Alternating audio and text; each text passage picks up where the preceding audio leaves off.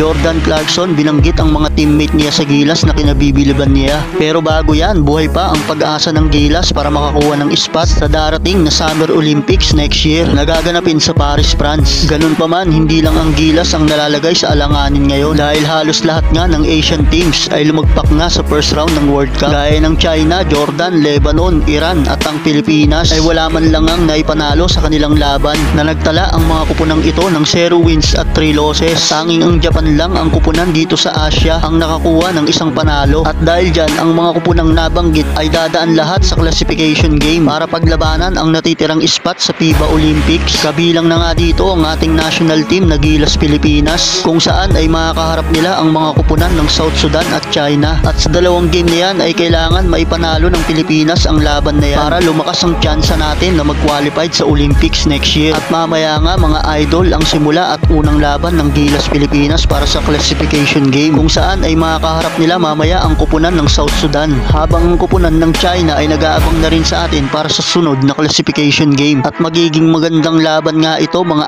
idol at rematch nga ito sa pagitan ng China at ng Pilipinas dahil nung last FIBA noong 2018 ay tinalo nga tayo nito na meron pa tayong Jordan Clarkson at magandang pagkakataon din ito para kay JC dahil chance niya na rin para makabawi at siguradong sabik nang makaresback itong si Jordan Clarkson. Samantalang binanggit ni Clarkson ang mga teammate niya sa Gilas na kinabibiliban niya.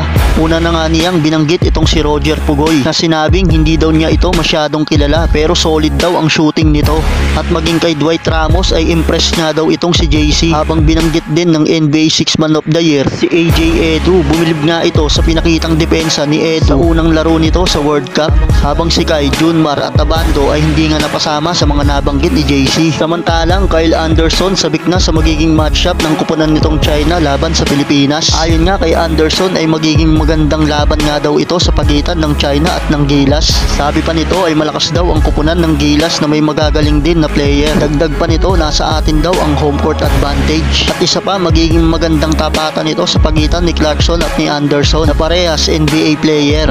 At sigurado mga idol ay magandang bakbakan ito kapag nagkaharap na sila sa classification game.